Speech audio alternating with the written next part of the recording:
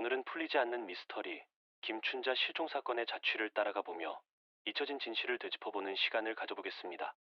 2009년 경상남도 김해시 부원동에는 소박하지만 정겨운 국수집, 대동할매국수가 자리하고 있었습니다. 김춘자 할머니의 손맛이 깃든 따뜻한 국수 한 그릇은 단돈 3,000원에 지친 사람들의 마음까지 어루만져주는 듯했습니다. 맛집으로 입소문이 자자했던 이곳은 늘 손님들로 북적이며 활기가 넘쳤고 월 매출이 1억 원을 훌쩍 넘을 정도로 번성했다고 전해집니다. 하지만 평화롭던 나날은 2009년 5월 18일 새벽 갑작스럽게 멈춰섰습니다. 여느 때처럼 새벽부터 국수를 볶기 위해 출근한 종업원은 열려있는 문과 켜져 있는 불빛을 발견했지만 정작 김춘자 할머니는 어디에도 보이지 않았습니다. 새벽부터 구수한 육수를 끓여내고 정성껏 면을 뽑아내던 할머니의 모습은 온데간데 없이 사라진 것이었죠. 더욱이 평소와는 너무나 달랐던 할머니의 무쏘 차량 주차 상태는 불안감을 더욱 고조시켰습니다. 앞바퀴가 도로 쪽으로 향하도록 어색하게 주차된 차량은 평소 할머니의 운전 습관과는 전혀 맞지 않았습니다. 마치 급하게 자리를 뜬 듯한 모습이었죠. 결정적으로 김춘자 할머니가 늘 몸에 지니고 다니던 검은색 배낭이 사라졌다는 사실은 단순한 실종이 아님을 암시했습니다. 그 안에는 현금은 물론 귀중품과 중요한 보험, 서류 등 할머니에게 소중한 물건들이 가득 들어 있었다고 합니다. 마치 삶의 전부를 담아둔 듯한 가방이었기에 더욱 안타까움을 자아냈습니다.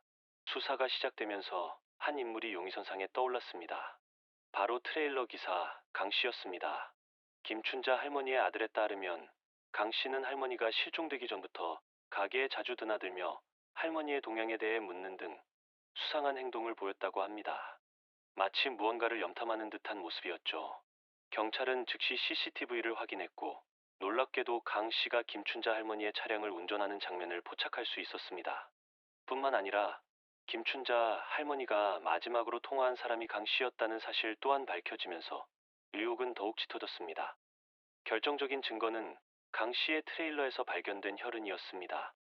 국립과학수사연구원의 DNA 감식 결과 이 혈흔은 놀랍게도 김춘자 할머니의 것으로 확인되었습니다. 빼도 박도 못할 증거가 눈앞에 드러난 것이죠. 하지만 강 씨는 완강하게 혐의를 부인했습니다. 트레일러에서 발견된 혈흔에 대해 그는 단순히 코피를 흘렸을 뿐이라고 주장했습니다. 더욱 안타까운 사실은 아직까지 김춘자 할머니의 시신이 발견되지 않았다는 점입니다. 이 때문에 강 씨에게 살인 혐의를 적용하기에는 증거가 불충분했습니다. 강 씨는 과거에도 식당이나 술집 등을 상대로 트레일러 관련 사업 투자를 명목으로 돈을 갈취한 혐의가 있었습니다. 심지어 일부 피해자들에게는 협박을 가하기도 했다는 증언도 나왔습니다. 또한 그는 도박 빚에 시달리고 있었다는 이야기도 전해집니다. 돈에 눈이 먼 그는 어쩌면 김춘자 할머니를 범행 대상으로 삼았을지도 모릅니다. 사건 발생 전 김춘자 할머니는 국수집을 확장하고 번듯한 새 집을 장만하겠다는 희망에 부풀어 있었습니다. 강 씨는 그러한 할머니에게 사업 부지 확보를 도와주겠다며 접근하여 환심을 샀다고 합니다. 심지어 삼계탕을 대접하며 친분을 과시하기도 했습니다. 사건 전날 밤 김춘자 할머니는 누군가를 위해 정성껏 국수를 볶고 있었다고 합니다.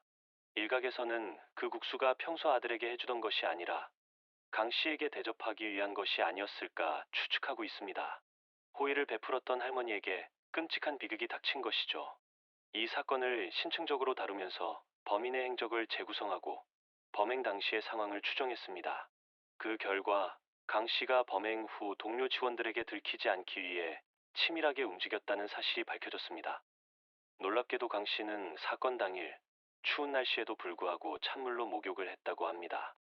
이는 혹시 몸에 묻은 혈흔을 지우기 위한 행동이었을까요? 의문은 꼬리에 꼬리를 물고 이어졌습니다.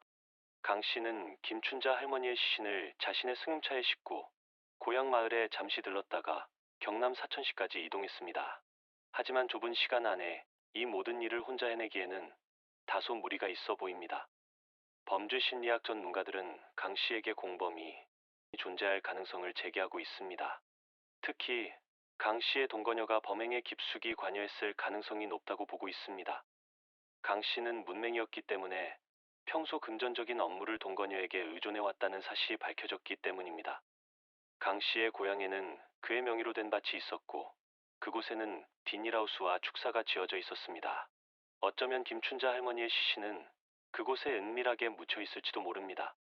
수사당국은 강 씨의 트레일러 인근 배수로를 시체 유기 장소로 의심하고 수색 작업을 벌였지만 안타깝게도 어떠한 흔적도 발견할 수 없었습니다.